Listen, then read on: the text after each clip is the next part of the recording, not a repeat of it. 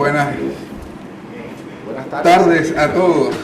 Es una de las cosas que a veces envidio de los franceses, que dicen bonjour todo el día, así que no se compliquen con la hora. Lo importante es el saludo cordial a todos. Buenas tardes a todos. Jorge Luis de la Torre Franco, me presento, nacido en David, perdón. Si no está bien, Sí.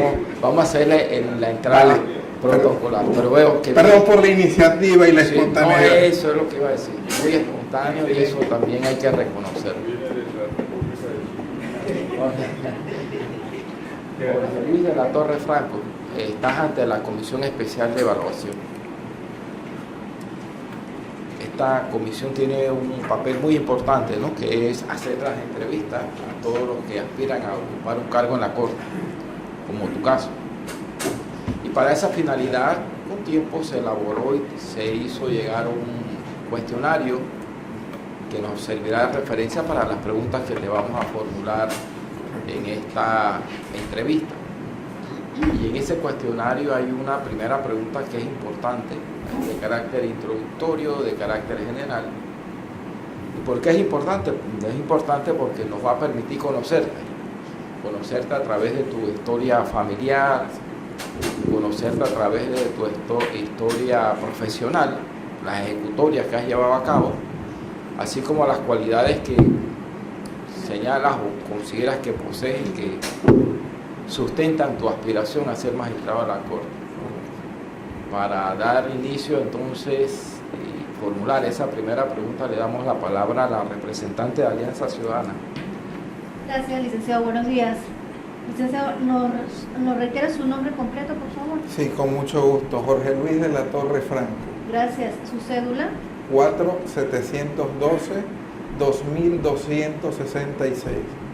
Muchísimas gracias, licenciado. ¿Qué edad tiene? 41 años. 41. Gracias. Dentro de los 41, ¿cuántos años de experiencia tiene? Desde que en el año 2002, cuando estaba cursando mi último, disculpen la ecología, el último año de carrera en la licenciatura, empecé a trabajar como oficial mayor en el juzgado municipal de Boquete por carrera judicial. Me gané el concurso, todavía atesoro el cheque, eran apenas un salario de $300, 100 y tantito por quincena. Empecé ahí como oficial mayor en un juzgado municipal mixto, donde había que ver de todo un poco, que la mayor carga en los juzgados municipales de esta categoría está en el orden de los procesos de familia, específicamente la rama de alimentos. Creo que esa historia no ha variado, sigue siendo todavía una cuestión que la mayor demanda de servicios profesionales en esas instancias mixtas termina siendo el proceso de alimentos. O sea que sus 7 años de experiencia han estado... Iniciaron a partir de ahí, pero si quiere, si quiere puedo proseguir en cuanto a esta historia individual. Ok, permítame. ¿A qué sala aspira? Yo a la sala penal, porque es la experiencia que tengo, ya ustedes entenderán, defensor público, trabajé en la sala penal como asistente, me he desempeñado como oficial mayor también antes en juzgados de circuitos penales y municipales. Para allá vamos ahorita, no se preocupe. Vale. Gracias. ¿Sus estudios académicos hasta qué nivel los ha llevado? Estoy en la actualidad cursando estudios de doctorado. ¿En qué área, perdón? Mecanismos alternativos de resolución de conflictos. Gracias. Licenciado, voy a pasar a la primera pregunta del cuestionario. Correcto. Ahora sí, por favor, nos indica su historia familiar, su trayectoria profesional y, en su opinión, qué cualidades lo hace merecedor de ocupar un cargo de magistrado de la Corte Suprema de Justicia. Por favor, nos aclara cuáles elementos usted considera que sustentan su decisión y cómo ha trabajado en equipo. ¿Cuál es su experiencia trabajando en equipo? Muchas gracias. Yo quiero primero decirles a la sala que les agradezco y esto lo hago desde la autenticidad, no lo tomen como una falsa cortesía. El sistema que se está implementando, porque reivindica uno de los valores propios del sistema republicano, que es la transparencia y la igualdad en el trato. Y yo quiero ser enfático en eso. Lo otro, en lo cual también quiero decir, que voy a hacer la descripción de mi historia familiar desde la más absoluta autenticidad, y no quiero dejar en ustedes ningún dejo de soberbia en cuanto a algún elemento que puntualice. Dicho lo anterior, ya indiqué que nací pues en David, en Chiriquí. Soy hijo orgullosamente de padres que se radicaron en el distrito de Bugaba. Mi madre y mi padre, lamentablemente en su momento, producto de las, y no con esto quiero hacer un mitin ideológico, producto de las condiciones económicas que imperaban en el país en los años 60 y 70, específicamente cuando, bueno, yo nazco en el 70, mi madre no pudo cursar hasta más de su 6º grado, fue incluso hasta empleada doméstica. Eso a mí me llena pues de orgullo, porque probablemente, aun cuando la modestia de su trabajo, obviamente hay otras cosas que forman a uno. Mi padre orgullosamente fue transportista de carga toda su vida. De hecho, hasta en cierta manera lo considero un héroe. Se atrevía a transportar carga a Centroamérica en los años 80, cuando era la época dura de las guerras civiles. Y de ellos, o de los conflictos armados que ocurrieron particularmente en Nicaragua y en El Salvador. De su experiencia de vida me quedan muchas cosas, pero entre estas, valores de orden ético que son transversales: la puntualidad, la devoción por el trabajo, la responsabilidad, el compromiso por hacer las cosas con pulcritud, el llegar a tiempo y el tener siempre un sentido de pertenencia a lo que se hace, y lograr específicamente con el esfuerzo propio y el trabajo las cosas que uno pretende conseguir. De hecho, hay una consigna que nos queda a nivel de familia. Mi abuelo paterno decía, bueno, que ni siquiera compraba lotería porque siempre confiaba exclusivamente en lo que el sudor de su frente le pudiera dar. Con esos valores familiares, que probablemente pude haber crecido en mis primeros años de vida con ciertas, no voy a decir que con limitaciones económicas, porque eso sería faltar a la verdad, pero probablemente a veces con ciertas no abundancia en todos los sentidos. Nuestros padres también fueron muy estrictos, yo creo, en el manejo de disciplina, en el acceso a ciertos aspectos de recreacionales que en otras generaciones se tienen, pero eso obviamente termina influyendo en mí. Y por supuesto que, a pesar de la modestia en su formación académica, sí se enfocaron en que pues tuviésemos acceso a educación en el grado elemental, secundario y a nivel universitario. Quiero decirles, yo soy producto de la educación pública en este país. Estudié en una escuela pública, tanto a nivel primario, mi primer ciclo. Soy egresado de la Universidad Autónoma de Chiriquí a nivel de licenciatura. Con posterioridad hice una maestría en propiedad intelectual y derecho comercial en la Universidad de Panamá. Y en el año 2006, producto de un concurso, lo digo como latinoamericano, Fundación Carolina de España me concedió una beca para estudiar la maestría en protección internacional de los derechos humanos en la Universidad de Alcalá, de la cual pues también me titulé. Con posterioridad, y debido al ejercicio profesional en el ámbito de la judicatura, que me fue orillando más al ámbito penal, pero por supuesto esta disciplina penal tiene una correlación inmediata con el tema de los derechos humanos o fundamentales, por lo cual me sentía muy bien con ello. Puedo decirles que empecé a incursionar en estudios de derecho procesal, tengo una maestría en ello, así como maestrías en el ámbito y cursos de especialización en el ámbito del derecho penal sustantivo y el derecho procesal penal. A ello debo añadir, desde oficial mayor, que es el puesto probablemente más transversal en la administración de un juzgado, porque el oficial mayor hace de todo, hace funciones de secretario, de asistente, de juez, de alguacil ejecutor, en fin, es casi como el ungüento de la alquimia que resuelve todo. pues me desempeñé en ese juzgado municipal mixto. En el primer juzgado de cumplimiento de la jurisdicción penal de adolescentes en el año 2003 también tengo experiencia en esa área que también es penal, solo que la parte de supervisión y ejecución de penas, y trabajé en el juzgado séptimo de circuito penal y luego pues salí del sistema, litigué un tiempo y en su momento se convocó por parte de la entonces magistrada Graciela Dixon, que requería asistente para una posición de asistente a nivel de magistrado de sala penal. Quiero decirles que, aunque no era un concurso, si fuimos varios los que aspiramos, se nos pusieron 4 expedientes a proyectar, esto lo cuento como anécdota, y a partir de ahí hubo la selección, 4 expedientes, 2 casaciones en admisión, todavía me acuerdo, una revisión y una casación en fondo penal bajo el sistema mixto anterior. Ahí trabajé como asistente de la ex magistrada Dixon en sala penal entre el año 2006 al año 2008 y con posterioridad ingresé a trabajar en otra sala también de la Corte Suprema de Justicia como asistente de magistrado.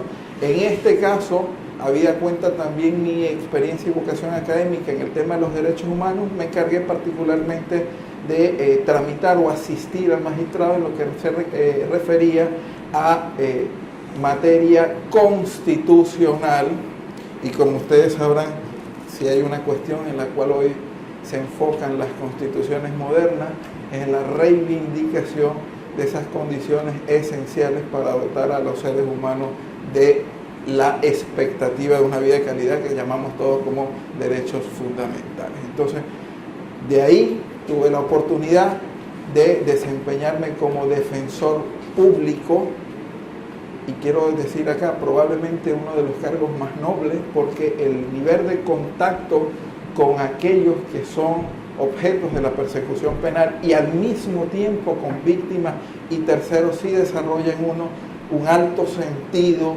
de humanidad, porque el derecho penal no simplemente se va a resumir en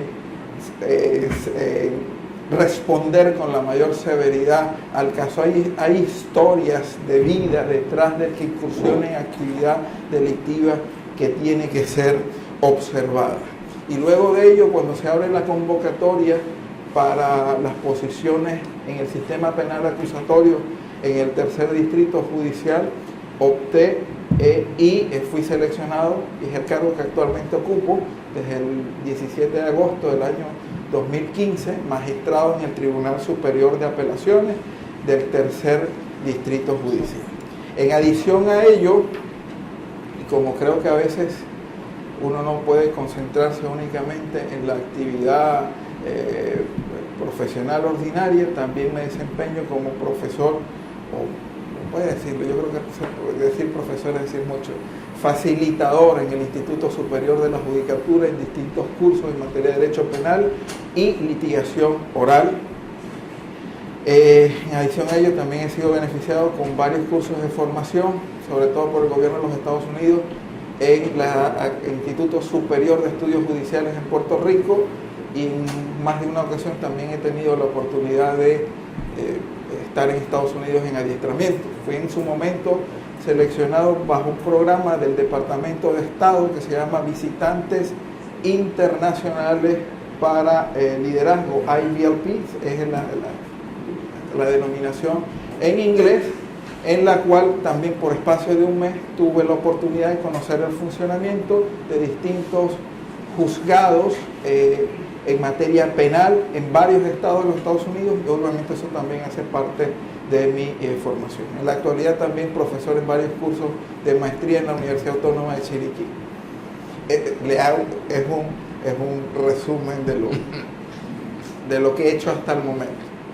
Sin pasar por alto que soy estudiante de un curso de doctorado, que es un programa que tiene el Instituto Superior de la Judicatura en asocio con un convenio con la Universidad Autónoma de Nuevo León en México, y bueno, estoy con esos menesteres. Entenderá que tengo formación particularmente en el ámbito penal, en el ámbito de los derechos humanos, experiencia en el ámbito constitucional.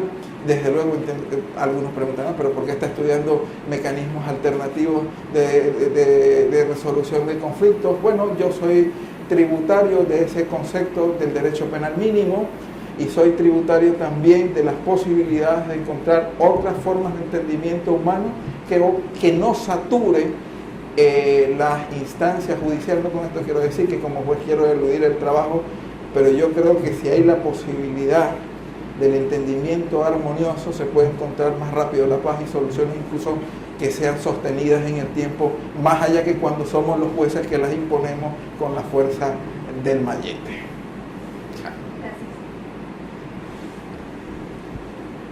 Muy bien. ¿Alguna otra pregunta? Ahí que viene esa etapa. Vale. Creo que comenzamos con la... Disculpen la ansiedad. No es ansiedad, sino el ímpetu. Estoy realmente motivado. Nada más para aclarar, porque tú al inicio dijiste que entraste al sistema con un concurso de carrera, pero después renunciaste. Sí, correcto. Actualmente no eres de carrera. No, actualmente no soy de carrera y las circunstancias que a veces se daban para ello, bueno, era un salario bajo, a veces se daban posiciones en el órgano judicial que eran interinas y a veces uno tenía por superación económica que aceptarlas. Además había, sobre todo en la reglamentación anterior de la carrera judicial, ciertas restricciones en cuanto al tiempo que uno podía disfrutar de una licencia en el cargo. Entonces fue básicamente por eso, por un tema de movilidad y superación, pues, en cuanto a las expectativas de ingreso. La Defensoría del Pueblo, que comience. Joyce. Buenas tardes. ¿Ha sido usted investigado por alguna causa penal? ¿Y cuál fue el resultado? No, no he sido nunca denunciado ni he sido partícipe activo como parte en ningún proceso penal. Lo más cercano es que he sido víctima de actividad delictiva, lo más cercano a un proceso penal y que como tal he ido a denunciar en más de una ocasión, pues, pero ese es un hecho contingente. Yo creo que estamos expuestos todos. Lo más cercano sí creo que fue una vez en un tema de tránsito como testigo, pero nunca como parte. Cuando digo como parte, como objeto de investigación. Sí como víctima, pero nunca como destinatario de la acción penal. ¿Y cómo fue su resultado como víctima? Bueno, debo decir que creo que contribuí a la famosa cifra negra de criminalidad, porque a pesar de la denuncia, nunca obtuve respuesta. Pero yo digo, y no con esto, yo quiero ser también extremadamente honesto en esto. Yo no quiero simplemente venir acá a denunciar las falencias de la administración pública, porque al fin y al cabo hay situaciones que aquí, voy a citar simplemente unos países, por decir, o cualquier nación de primer mundo de la Unión Europea, no todos los hechos delictivos son objeto de descubrimiento. Puede ser que, pues, qué sé yo, el que cometió la conducta fue más astuto, no dejó huella, no habían mecanismos técnicos para el descubrimiento, pero en fin, yo entiendo como persona formada en esos menesteres que esa posibilidad está. Ahora, fuera de esa situación, sí, como ciudadano tengo la aspiración a que la administración pública en todos los sentidos, en todas las ramas del funcionamiento, lo haga de la manera más eficiente. Y pues puedo haberme quedado con esa ambición de encontrar una respuesta. Y de hecho eso hace parte del elenco de derechos de la víctima, el conocimiento de la verdad. El conocimiento de la verdad y el acceso a justicia efectiva es indiscutible. Como víctima probablemente me quedé insatisfecho. Ya como conocedor del funcionamiento encuentro razones para entender el por qué no hubo respuesta. La pregunta número 3. ¿Ha sido usted denunciado o investigado por faltas a la ética ante el Tribunal de Honor del Colegio Nacional de Abogados o ante el órgano judicial, el Ministerio Público o alguna instancia administrativa? No, hasta el momento no. Gracias. Julio. Buenas tardes, licenciado. Pues siguiendo con las preguntas que corresponden al cuestionario, le voy a hacer la que corresponde al número 8, que dice lo siguiente: ¿cómo garantizaría usted la independencia en la prestación del servicio de administración de justicia en el marco institucional existente? Mire, yo inicié esta intervención diciendo que reivindicaba el carácter republicano de las actuaciones de esta comisión. Y una de las virtudes, porque la denominación república no es simplemente para acompañar el nombre de un país, sino que es todo un sistema político que está detrás. Una de las virtudes de la república es que todos los ciudadanos somos iguales. La otra es que hay transparencia en el ejercicio de la función pública y finalmente que hay un acatamiento de la ley sobre todas las cosas para el cumplimiento de esos fines y roles del Estado. Yo empezaría diciendo por eso que en razón de mis fuertes convicciones democráticas y republicanas reivindicaría mi devoción por la sumisión, el cumplimiento objetivo de la ley como principal garantía de imparcialidad. Pero le digo algo más, yo no he estado en ningún momento afiliado a ninguna agrupación con corrientes ideológicas de ningún grado, porque quiero decirle que la imparcialidad no es solamente decirlo, sino también manifestarlo. Si bien como cualquier ciudadano puedo tener tendencias ideológicas, tengo sensibilidad ambiental, tengo probablemente una alta proclividad por la pulcritud y en el ejercicio de la función pública en términos generales, pero nunca me he afiliado a una corriente ideológica en particular que pueda comprometerme de manera anticipada y decir que ya se puede anticipar cómo voy a pensar o de qué manera voy a resolver. Y en esto quiero reivindicar una de las virtudes, y creo que me ha servido hasta el momento, una de las virtudes socráticas del buen juez. La prudencia ha sido lo que me ha caracterizado en estos, desde mis 23 hasta mis 41 años en el ejercicio de todas mis actividades laborales. Así que yo le diría, por un lado, el cumplimiento de la ley. La otra garantía sería que desde el punto de vista ético y de las convicciones morales no tengo afiliación ideológica a ninguna línea de pensamiento, ni extrema, ni mediana, ni suave, ni de centro, ni de ningún otro grado. Pero en adición a ello, como demócrata convencido, creo en la separación de los poderes. Creo en la autonomía interpretativa de todos los jueces. Y probablemente, no hay espacio para ello, pero ninguno de mis colegas jueces, y eso que soy magistrado, incluso en el campo cuando fui defensor de oficio, podrá decir de mí que ha recibido hasta el momento alguna manifestación, ojalá sí sea de lo más inocente, sugiriendo cómo debe actuar o de qué manera debe desempeñarse. Sí, en los circuitos académicos hay la exposición de lo que del deber ser, de esa deontología, de esos axiomas que uno aspira en lo que se debe desempeñar un servidor público. Bueno, no creo que con eso me esté comprometiendo, más estoy enalteciendo la función de independencia judicial, siendo fiel a la academia, a la ley y lo ideológico.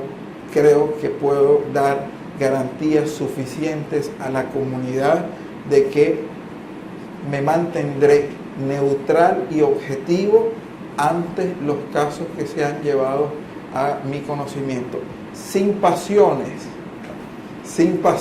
porque ese es también a veces el problema que a veces uno tiene, sin casar, digo en el ámbito penal, yo no me voy a casar ni con el abolicionismo, ni con estas tendencias ultramodernas de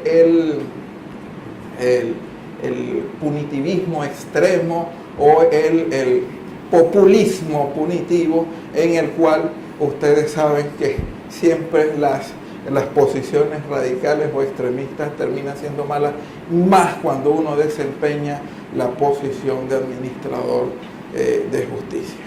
Muchas gracias, licenciado. Otra pregunta que corresponde a la número 13 sería: ¿cuál es su visión sobre el régimen disciplinario para magistrados de la Corte Suprema de Justicia?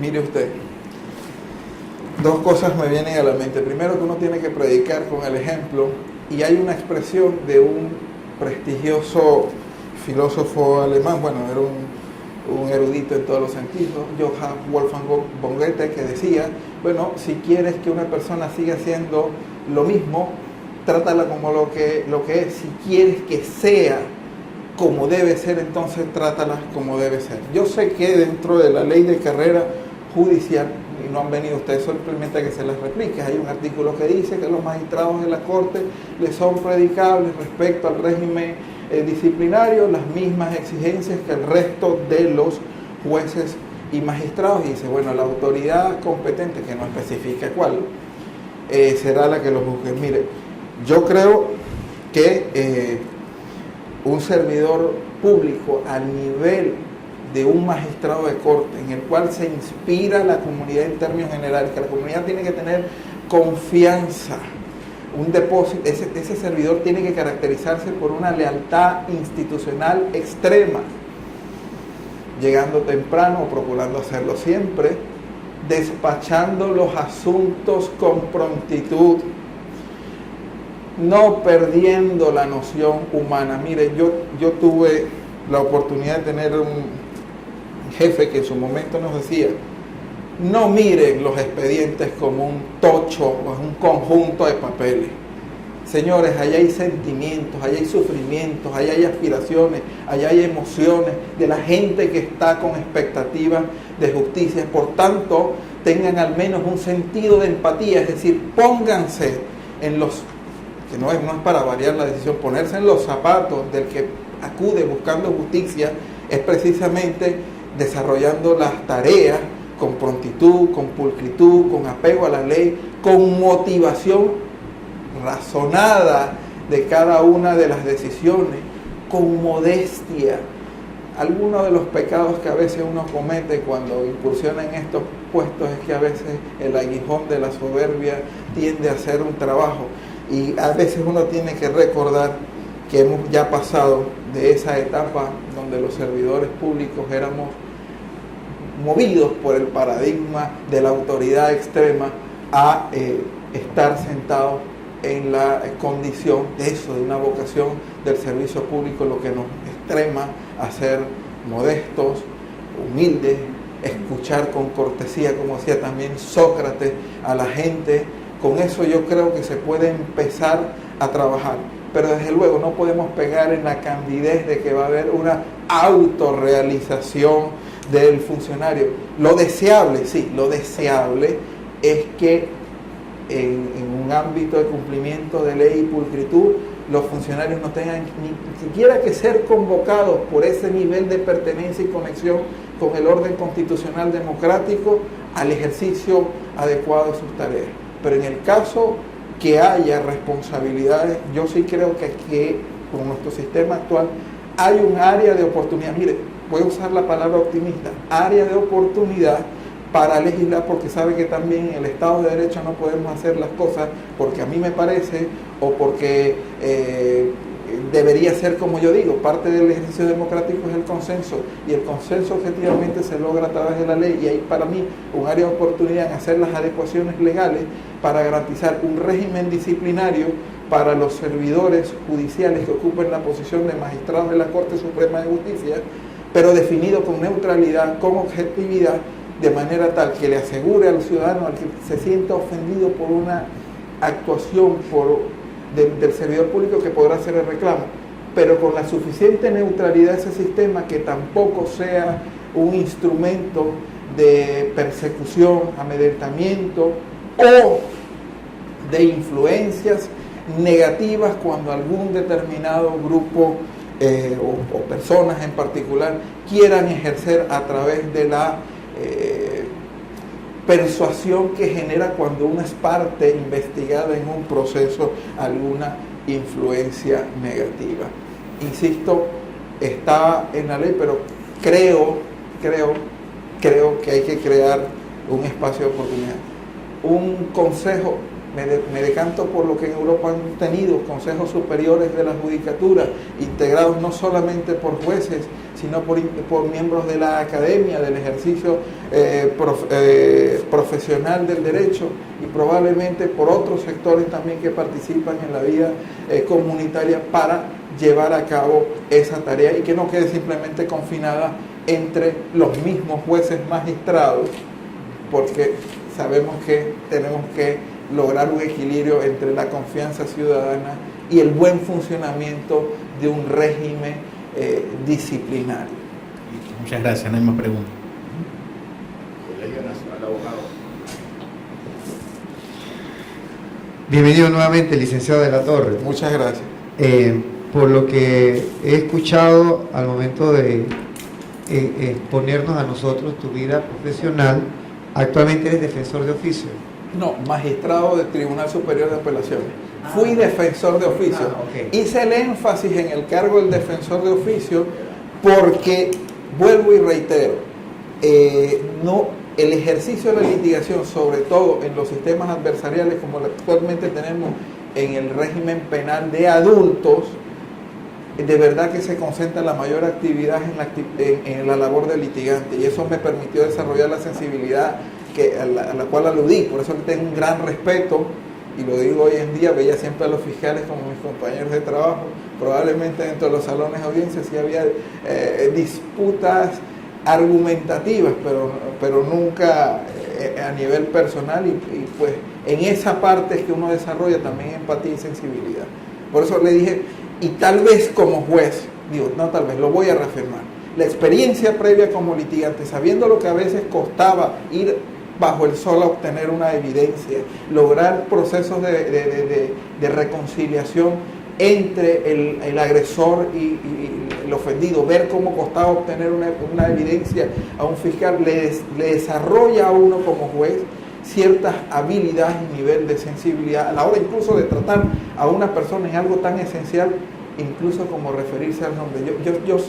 Yo soy enemigo de tratar en mis salas de audiencia a las personas como imputado o víctima, porque yo creo en la humanización del proceso y derecho penal, por decirle algo. Muchas gracias por la aclaración. Ahora, teniendo en cuenta que has tenido experiencia como defensor y ahora como magistrado, te hago la siguiente pregunta del cuestionario.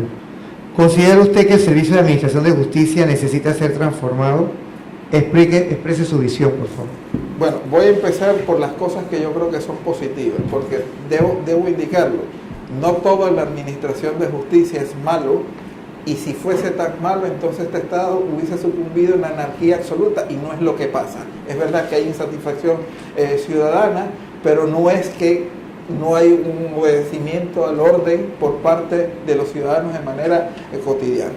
De los aspectos positivos, la transformación hacia un modelo penal de gestión oral, obviamente ha reducido los tiempos, ha provocado que la inmediación genere decisiones de mayor calidad, reduciendo notablemente la exposición a arbitrariedad que antes podía ocurrir con mayor frecuencia dadas las limitaciones del sistema mixto. El hecho que estamos reduciendo el uso de papel y moviéndonos hacia el uso de tecnologías digitales, algo que es ecológico, que reivindica el estado de salud de los funcionarios. Esa cantidad de acuerdos que se acumulaban en esos expedientes era también unas condiciones de trato poco dignos hacia el servicio judicial, y que algunos que no trabajaban en el judicial a veces no apreciaban. Y creo que se han hecho importantes esfuerzos en esos caminos hacia la digitalización. Desde luego, sigue existiendo necesidad de transformación. En primer lugar, si yo me voy a ubicar en la posición de los defensores públicos, la carencia a veces de recursos, de tener peritos del lado de ellos que accedan con mayor prontitud a ciertas pruebas y evidencias para presentar en los tribunales, puede ser un área de oportunidad importante. Fortalecer las salidas alternativas, mediación, conciliación, y también seguir en la formación de estos profesionales para reducir el nivel de litigiosidad, el nivel de de conflicto entre las personas es también un tema a tratar. Tengo especial sensibilidad con la jurisdicción penal, con el régimen especial de responsabilidad penal para la adolescencia. Y aquí yo creo que tenemos que hacer un llamado a la reflexión todos, dado que hay gente de distintas áreas representadas en esta mesa. 20 años hace que se emitió la ley 40, está implementada a medias e incluso dentro del régimen penal, régimen especial de responsabilidad penal para la adolescencia, estamos trabajando con sistema mixto en condiciones en las cuales tanto la Convención de los Derechos del Niño y ojalá el Comité de los Derechos del Niño no nos abra como Estado una causa por ello. Estamos trabajando con un régimen anterior, en principio, que limita más los derechos frente al régimen de adultos. Y yo creo que esto, sin hacer meeting, es un tema que nos tiene que llamar todos a la reflexión, independientemente que yo tenga la posibilidad de aspirar a juez de la Suprema Corte de este país. Ahí hay un área de oportunidad que hay que atender con prontitud. Sobre todo, reivindico, somos una república, por tanto, la igualdad en el trato de la ley y sobre todo a población vulnerable como es la penal, los adolescentes en conflicto con la ley penal, no puede postergar más el que esta jurisdicción se implemente y se implemente conforme a los estándares modernos para adultos. ¿Continuaría mejorando?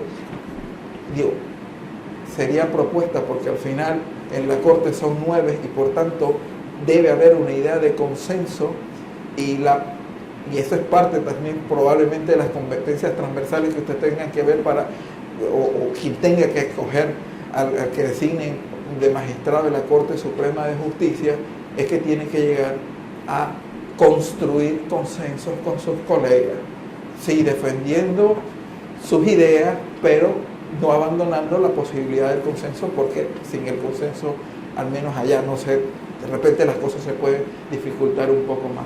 Escuchando al servidor judicial, hemos hecho avance en cuanto a dignificar el trabajo judicial, el reconocimiento del trabajo judicial, pero todavía hay áreas juzgados donde solamente hay 2 o 3 funcionarios con unas cargas laborales considerables, y obviamente ahí ya es una cuestión presupuestaria que en virtud de la separación de los poderes y la armónica colaboración habrá que gestionar el acceso a recursos y continuar. Yo sí soy creyente de los beneficios de la oralidad en el proceso. El proceso civil, aunque no esté aspirando a una sala civil, pero obviamente la justicia nos toca a todos y probablemente las insatisfacciones de quien tiene una expectativa de justicia en otra área jurisdiccional termina generando a veces conflictos en el área punitiva, que es lo que tenemos a veces que ver. Creo que como aspirante a la Corte recibiría de mi parte un gran espaldarazo o apoyo la posibilidad de que la jurisdicción civil haga tránsito hacia la oralidad en el tratamiento y gestión de los procesos. Y creo que ahí hay también un área de oportunidad importante, sin soslayar pues las otras tantas disciplinas. Volviendo al área penal, creo también que hay un área de oportunidad en cuanto que ya uno de los magistrados, creo que y en eso hay que ser justo, lo solicitó en su momento del nivel de Corte Suprema de Justicia, los monitoreos, porque es verdad, nosotros confiamos, sin que se entienda esto como una perturbación en la independencia judicial, pero la Administración de Justicia debe proveerse del personal más apto posible, por lo delicado de sus tareas, asegurar la especialización y actualización de conocimientos permanentes y por tanto nos hace falta monitorear el funcionamiento de nuestras distintas jurisdicciones, juzgados sobre todo en lo penal, para identificar en dónde estamos bien y fortalecerlo y seguir haciendo y replicando las cosas que hacemos bien. Y en aquellas áreas donde estamos mostrando debilidades y que las tenemos, desarrollar las fortalezas acudiendo a la principal herramienta de transformación, que es la educación y formación continua de nuestros jueces y demás servidores. Otra pregunta. ¿Qué haría usted si la percepción ciudadana cuestiona su actuación en el desempeño de su cargo de forma que afecte la credibilidad del órgano judicial? Mire usted, yo vuelvo a insistir, yo creo que el funcionario judicial tiene que desempeñar un trabajo apegado a ley, apegado a ética, apegado a valores transversales. Pero también debo aceptar con sinceridad que pues, el órgano judicial, a través de la difusión del mejoramiento del sistema de comunicación, de reinvitar a la gente a que participe en un espacio de oportunidad tan importante como son las audiencias públicas, de escrutar la actividad, el ejercicio en directo, no en diferido, a través del testimonio de oídas que cuentan otros, sino en directo, de cómo están trabajando sus jueces, podría ser una estrategia que contribuiría a primero desarrollar esa conexión entre la comunidad y la administración de justicia, al menos en la penal, que es la que más se ve expuesta a la actividad mediática de manera cotidiana. Pero desde luego, quiero decirle una cuestión.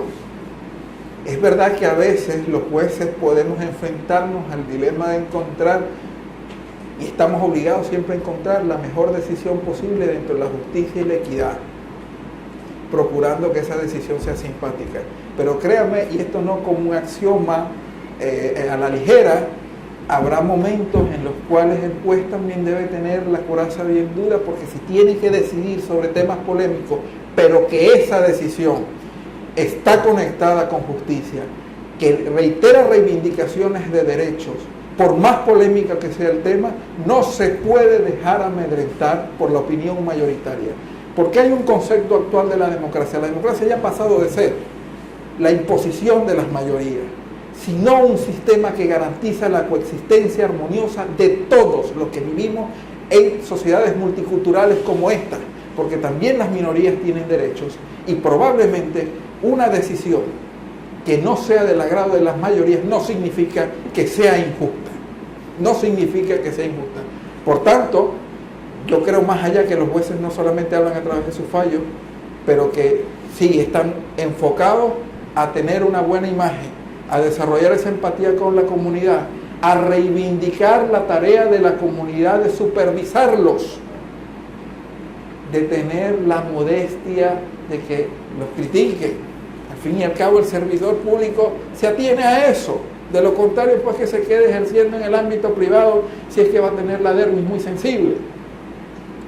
Pero si le toca decidir algo que no sea simpático a las mayorías, pero que es justo, debe tener la convicción de siempre optar por lo justo. Ojalá así sea que lo excluyan socialmente de todos los circuitos.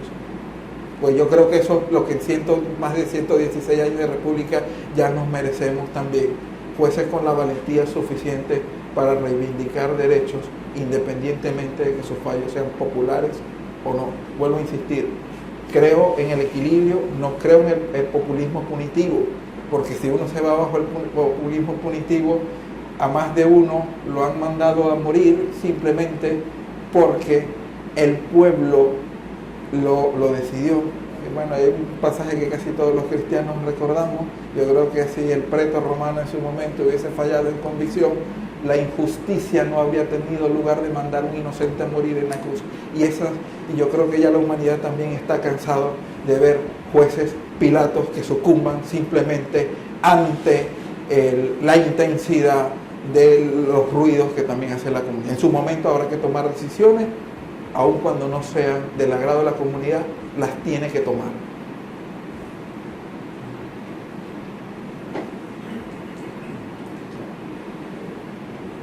Michel, estaba callado toda la mañana. Bienvenido. Aquí la pregunta número 14 del Colegio Nacional de Abogados.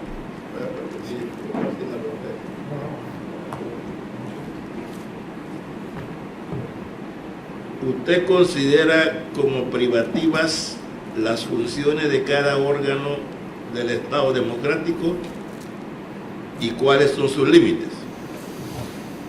He escuchado esta respuesta, pero agrego una pregunta a continuación de esta. Además, considera que la separación de funciones consiste en la separación física únicamente, o además de esa separación, cada órgano debe ejercer con integridad la cuota de poder que le corresponde. Mire, me trae la pregunta una expresión del prestigioso filósofo Michael J. Sandel, profesor de la Universidad de Harvard, en una obra maravillosa que habla de justicia, hacemos lo que debemos. Dice, bueno, medimos la justicia de los países en función de tres aspectos: reivindicación de derechos, constatación del bienestar de las personas y el nivel de conflictividad. Bueno, el bienestar, en cuanto al bienestar económico, probablemente el órgano judicial a través de sus decisiones influye, pero no influye en la medida más contundente o directa. En la ejecución de los presupuestos corresponde a la Administración Central del Estado o al Poder Ejecutivo. Y obviamente en cuanto a la pulcritud y acatamiento de la ley, es una responsabilidad del Poder Legislativo. Lo que les quiero decir, si queremos una sociedad justa, es indispensable que con lealtad institucional cada una de los órganos del Estado cumpla su rol y su función: legislar, ejecutar, el judicial administrar justicia, pero obviamente no actuando desde el ostracismo funcional de que nos vamos a apartar los unos de los otros, porque parte del buen funcionamiento del gobierno del Estado, y yo creo que atender con cortesía una conversación, acudir a la comunicación armoniosa, cortés con un miembro de otro órgano del Estado, es más, fortalece la democracia, los consensos, la discusión, la argumentación, que a veces nos hace tanta falta, es lo que probablemente dé el salto de calidad de nuestro sistema democrático. Ahora sí, vuelvo, insisto, con lealtad democrática, porque si hay una de las grandes aportes y servicios que dio la teoría de Montesquieu sobre la separación de los poderes, es reducir el riesgo de que las comunidades se vean expuestas a gobiernos arbitrarios. Y eso se logra cuando no hay concentración exclusiva de funciones en una sola rama de la administración pública. El legislativo que se encargue de legislar, valga la redundancia, en función de los intereses de la colectividad en esos bienes jurídicos de mayor relevancia, ejerciendo también supervisión sobre la administración central del Estado. Y el órgano judicial, que se le toca una importante tarea, y es la de reivindicar el contenido de las leyes más allá de los dictados o de los intereses antojadizos de cualquiera de los otros órganos del Estado. Eso no significa, mire, yo puedo adversar a una persona en lo ideológico y no significa que tengo que ponerme de grosero, patán o aislarme de esa persona. El órgano judicial que ejerce su función con lealtad institucional,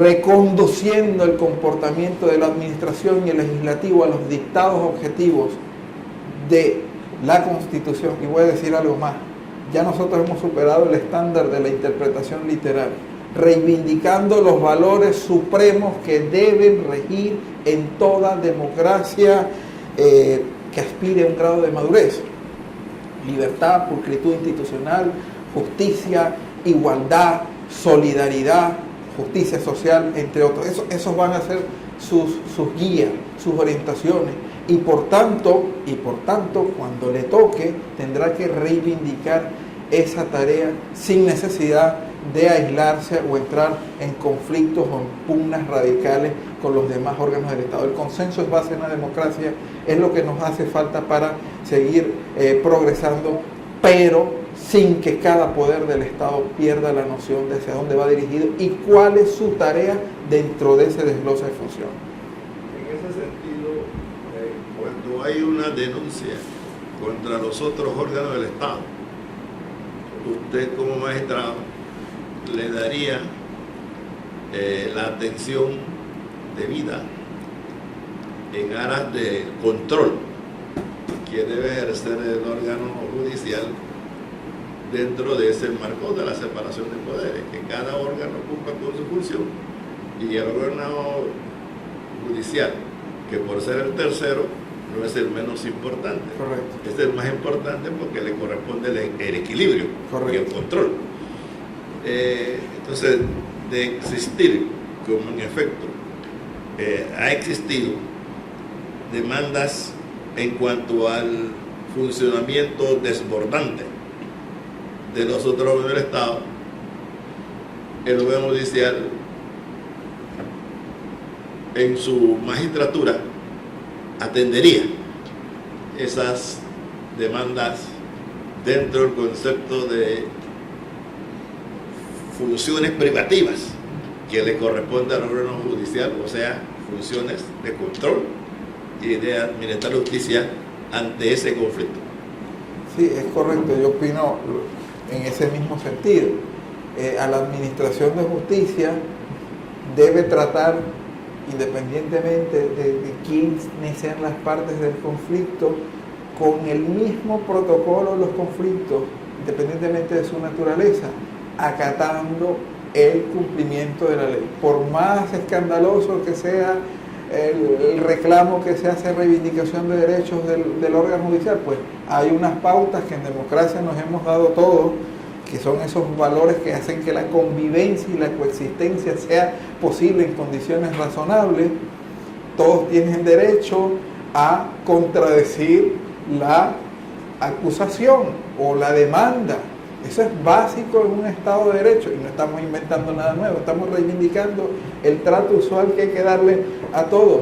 Hay que dar las oportunidades de presentar los descargos correspondientes, acatar el cumplimiento de la ley en cuanto a sus protocolos, responder en un tiempo razonable y que esa respuesta haga tránsito a ser efectiva y que además esto tenga la suficiente razonabilidad en cuanto a conexión con la ley. Es decir, el juez que ocupe una posición de este nivel tiene que tener la serenidad intelectual, legal suficiente para darle el trato que le da la ley, valga la redundancia, a cualquier conflicto que se genere. Y el órgano judicial no actúa al margen de la administración pública en cuanto, en términos generales. El órgano judicial también responde a un principio de estricta legalidad, porque no puede intervenir derecho, no puede ejercer actuaciones sin que no tenga un respaldo normativo previo, cierto y expreso que lo autorice. Gracias, mi hermano. Permítanme ahondar un poco en esa línea, porque tu respuesta a varias preguntas a mí me suenan muy bonitas, al oído me suenan muy bonitas, pero en la vida práctica me dejan muchas preguntas. Nosotros como ciudadanos nos gustaría un tribunal o una corte que tiene el control del equilibrio, recibir reacciones como en Estados Unidos, cuando el Ejecutivo tomó medidas contra el tema migratorio y un juez, que no era ni siquiera el Tribunal Supremo, un juez asumiendo el rol que tiene de control, dijo, eso no se puede cumplir. Y la sensación que tenemos los ciudadanos es que los jueces se preguntan cómo quiere el Ejecutivo que nosotros fallemos. Todo lo que tú estás diciendo que es teórico suena bonito, pero en la práctica, la percepción del ciudadano, como que pareciera lo que el juez no está ni fallando en justicia, ni fallando en legalidad, sino fallando atendiendo lo que pretende, porque a lo mejor ni siquiera lo ha llamado, ni siquiera yo estoy diciendo que lo llamó el Ejecutivo, sino cómo verá el Ejecutivo la decisión que a mí me toca tomar. Es la percepción que tenemos. Sí, ¿Cómo tú puedes ayudar a cambiar esa percepción si logras ser magistrado de la Corte Suprema de Justicia? Yo entiendo que a veces, pues, por la experiencia acumulada exista cierto grado de suspicacia o dudas. Yo debo partir diciendo que hasta el momento, por mi experiencia a nivel personal, yo nunca he recibido llamada de nadie. No lo estoy diciendo porque usted me haya preguntado, pero yo debo hacer esta declaración.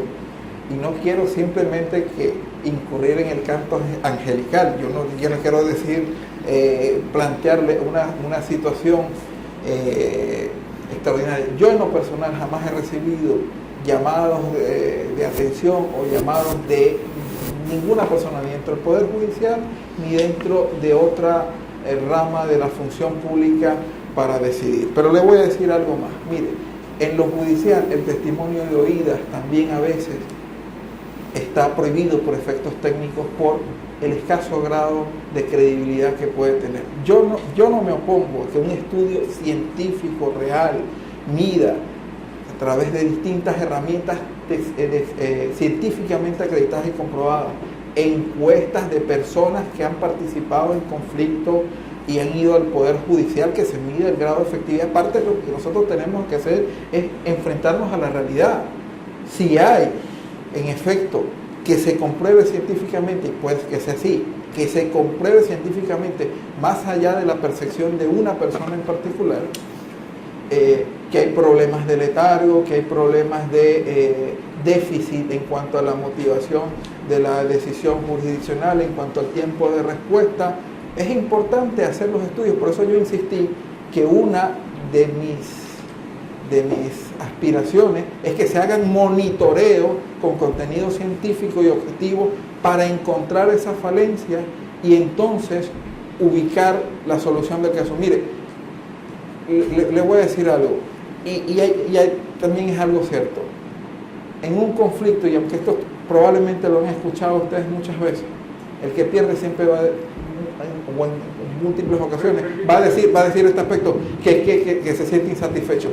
Yo me encontré. Permíteme para concretar un punto. Mira, el gobierno o la actuación del ejecutivo del gobierno Martinelli y el llevar esos procesos a la justicia ha hecho un daño mucho más allá de los daños reales, sino que la institucionalidad de este país ha sido altamente lesionada, toda la institucionalidad. ¿Y qué sucede? Cuando uno escucha a los... Han creado dos bandos, ¿verdad? Cañarrique y Cañabajo. Esto ha generado un concepto muy común de la justicia selectiva. Esto, entre otras cosas. Y uno no tiene la confianza de decir exactamente de que nuestra justicia no se ha dejado manipular por la prensa, los periódicos, pues, por los medios, por el poder económico, por el poder de los expedientes. El señor Martinelli ha dicho, yo tengo, o sea, el daño institucional que ha causado la gestión gubernamental de Martinelli. Yo quiero ubicarlo en esto, porque realmente para nosotros el salto de calidad que hay que dar para recobrar la confianza en la administración de justicia es un reclamo tan urgente que lo tenemos que ver no en teoría, sino en situaciones concretas. El daño institucional que ha hecho, independiente si se robó o no se robó, ha hecho un daño a la institución país tan fuerte que tenemos que hacer cualquier cosa por rescatar la institucionalidad. Y una de las más afectadas es la justicia, por los mecanismos que también usan los que favorecen o los que están de acuerdo con el señor Martinelli o los que no están de acuerdo. Pero una de las lesiones más fuertes ha sido la administración de justicia. Y a mí me gustaría descubrir de la gente que está pasando aquí, primero gente que tenga conciencia de eso. O sea, no es solamente teoría de que la justicia y la administración de justicia, sino en lo concreto lo que hay que hacer en este país para rescatar la institucionalidad y la confianza en la administración de justicia ante un hecho concreto. No es percepción, yo creo que somos muy ligeros en decir eso es percepción, es una realidad política de este país que se le ha hecho un daño a la institucionalidad institucionalidad de este país y que no se ha recobrado. Los 5 años posteriores no trabajó un poco en esa línea para mejorarlo. Y algo tenemos que hacer. Y a mí me gustaría, de la gente que está pasando por ello, estoy con pinzas tratando de encontrar aliados que aspiran a ser magistrados de esta Corte Suprema de Justicia, que junto con la sociedad podamos sentir que hay una decisión política, no solamente que conoce derecho penal, sino también política, en el buen sentido de la palabra, de el que aspira al cargo para rescatar la institucionalidad de la administración de justicia. Okay. Mire, voy a hacer una referencia genérica y no, si llego, y no quiero pecar en exceso de optimista, pero de llegar a la Corte Suprema de Justicia para evitar cualquier cuestionamiento que ataque mi imparcialidad por haber incurrido en prejudicialidad, no me voy a referir a ese caso en particular, no podría hacerlo, porque estaría traicionando todo este discurso teórico, ideológico que usted está diciendo. Entonces, yo creo que uno tiene que empezar a predicar con el ejemplo. Lo segundo, le invitaría una vez más a que evalúe la trayectoria, no solamente la mía, porque aquí todos tienen que actuar con lealtad democrática. Yo voy a vivir en este país y yo también aspiraría que el que llegue a la Corte Suprema de Justicia me dé a mí la tranquilidad de vivir en una sociedad en paz, en orden, en la que yo tenga la posibilidad de llegar a una vejez también en condiciones de dignidad. Y sí es cierto que la mayoría de los que probablemente, y de mi discurso y de muchos de los que usted escuchará aquí, rayan en lo idealista, a veces sí hay la necesidad de ser idealista.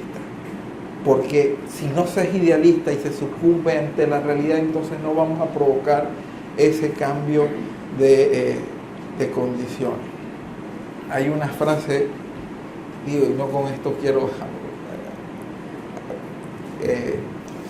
saturarlos de expresiones, pero el profesor Rigoberto González, en uno de sus libros sobre interpretación constitucional, citaba a un prestigioso filósofo que decía que la mejor parte de la historia es la que aún no se ha escrito, y esa depende más de la fuerza que depositemos en nuestras esperanzas y convicciones.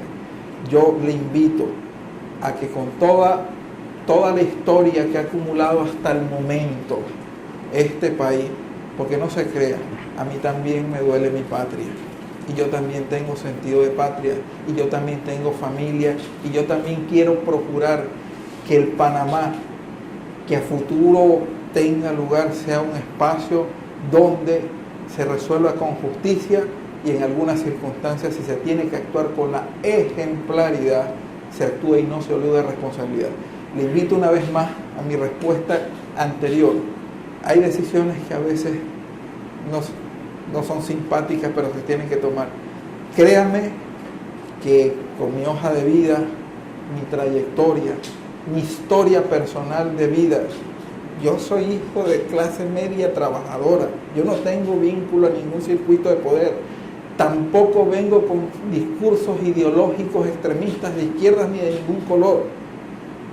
Pero yo no tendría deuda ni compromiso con nadie más que con mi nación, para por lo menos darle a usted la seguridad y la tranquilidad de que tendrá la expectativa de una decisión correcta. Es lo único que le puedo decir en este momento. Me han pedido la palabra primero el doctor y después también acá el doctor dice. Es para terminar mi... Ya, perdón, entonces, después acá. No, es para terminar la pregunta. Porque, aunque aquí no se te pido indulgencia, pero en el caso es importante, como todo lo demás. Esta función privativa de los órganos del Estado, democrático de sus límites, el único caso que se dio en la Corte, en toda su historia, usted lo ayudó a construir. Cuando yo fui presidente de la Corte, llegó a nuestros oídos la situación terrible de hacinamiento en una cárcel en Darién. Una cárcel con unas situaciones infrahumanas. Nosotros fuimos allá y vimos las condiciones, y usted me ayudó, me asesoró para cerrar esa cárcel, ordenar el traslado de los privados de libertad, y en ese escrito determinar por qué el Ministerio de Economía y Finanzas debía destinar el presupuesto correspondiente para construir una cárcel modesta pero moderna en Darién. Esto duró como 3 semanas discutiéndose en el Pleno, y el Pleno decidió, porque las cárceles son administradas por el órgano ejecutivo, pero los privados de libertad están bajo las órdenes o del Ministerio Público o del órgano judicial. Y en base a una sentencia de la Corte Suprema de Justicia de Costa Rica, de Colombia, pudimos demostrar con su ayuda que esto era una función privativa del órgano judicial. Usted, con tu conocimiento de derechos humanos, no sé si te acuerdas, usted ayudó al honorable o señor presidente de la Corte a lograr este asunto, que jamás la Corte había tomado una decisión sobre el hacinamiento de una cárcel, ordenar su clausura y ordenar al Ministerio de Economía y Finanzas para disponer el recurso necesario y suficiente para una cárcel modesta y adecuada para la población de Darién. Bueno, sí, bueno, espero no haber precluido el término, pero sí hay una cuestión que debo manifestar. Yo me desempeñé también como asistente del magistrado Harley Mitchell en su momento, y bueno, ya había dicho que fui asistente de magistrado de la Corte Suprema de Justicia.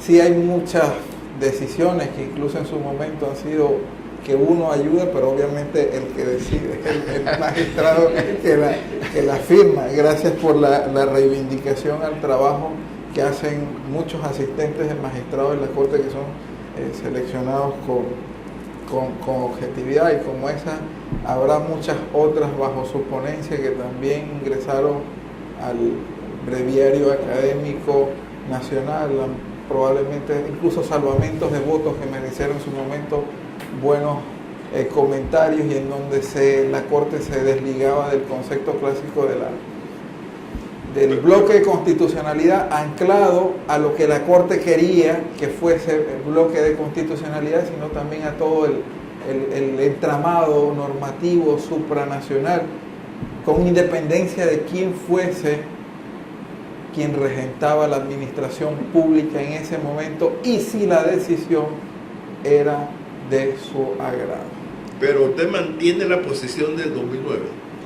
Yo creo, mire usted, yo creo que el derecho marca los derroteros para la convivencia, y si el órgano ejecutivo si el órgano judicial no ejercita el poder que tiene de decisión y de materialización, porque sabe que al final parte de la tutela es que sea efectiva, que la materialice, que la ejecute, que dé instrucciones, como, no sé, en su momento el órgano de administración de justicia tendrá que reivindicar la redistribución mejor de los recursos del Estado en cuanto a ciertas tareas de necesidad que original, abandonando la tesis de que los derechos económicos, sociales y culturales y otros derechos no eran justiciables de manera directa.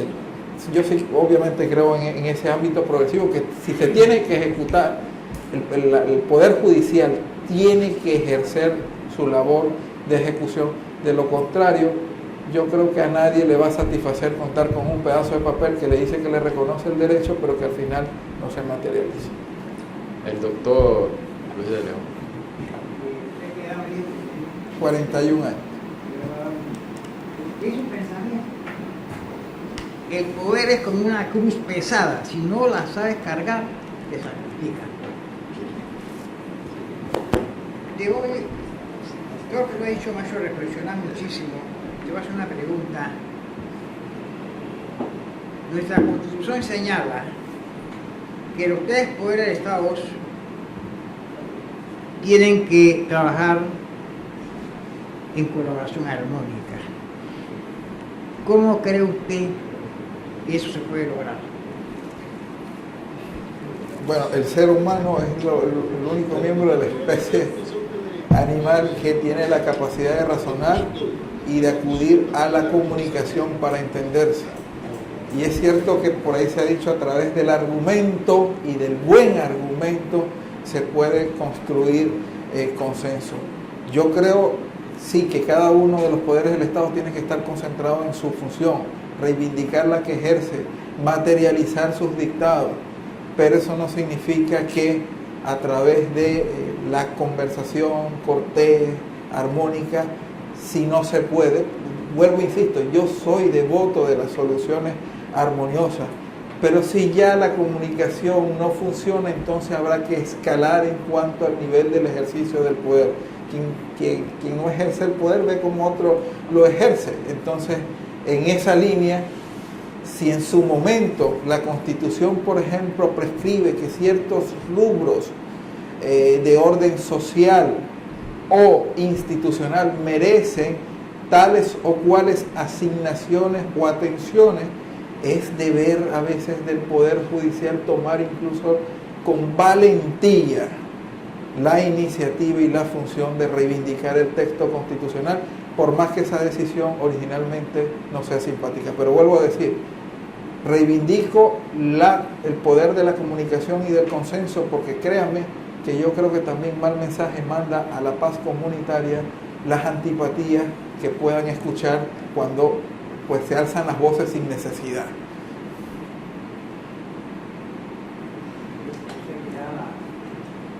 Vamos agotando, pero yo voy a aprovechar así el siguiente señalamiento.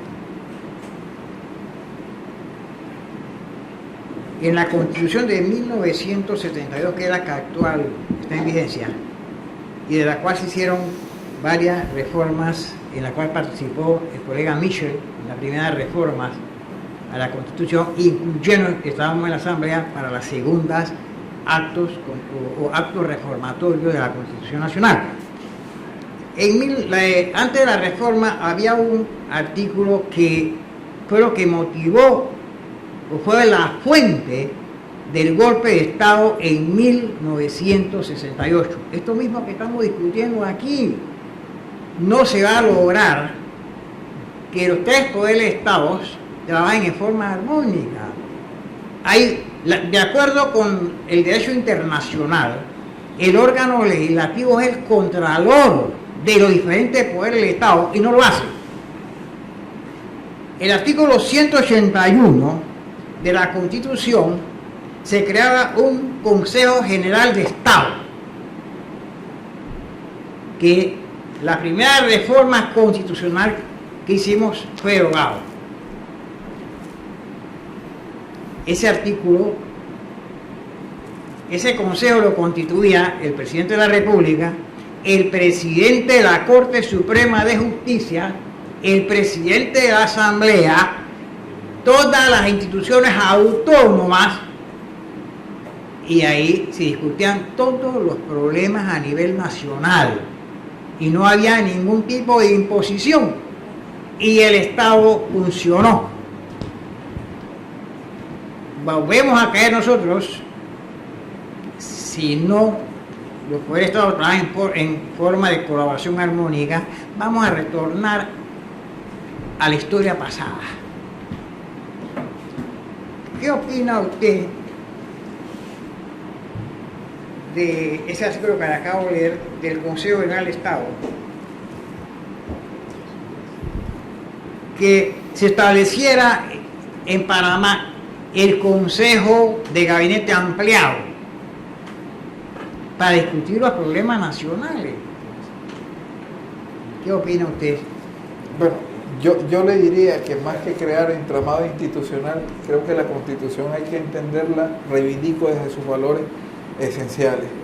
Cada poder del Estado tiene sus atribuciones y yo creo que nada impide en una época de la facilidad de las comunicaciones ni siquiera acudir a la, qué sé yo, resurrección de ese tipo de institución en particular. Puede ser cualquier otra donde los poderes del Estado se comuniquen.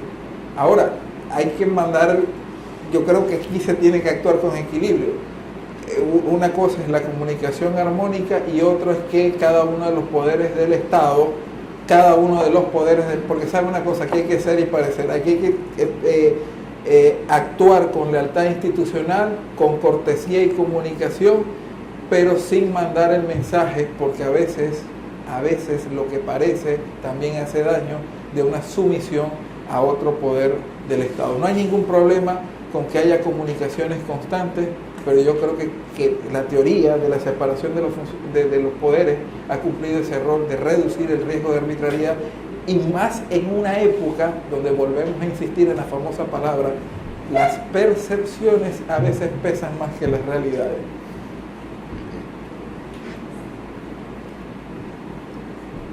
Jorge Luis. Sí.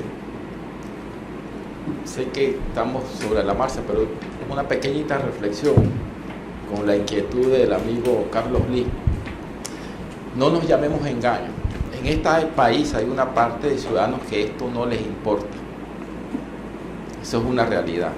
Si nosotros pecamos de idealista en exceso, vamos a olvidar de esa parte de nuestro país, que tiene que haber que hay ciudadanos que no les interesa, no les importa que haya corrupción. Eso es una realidad.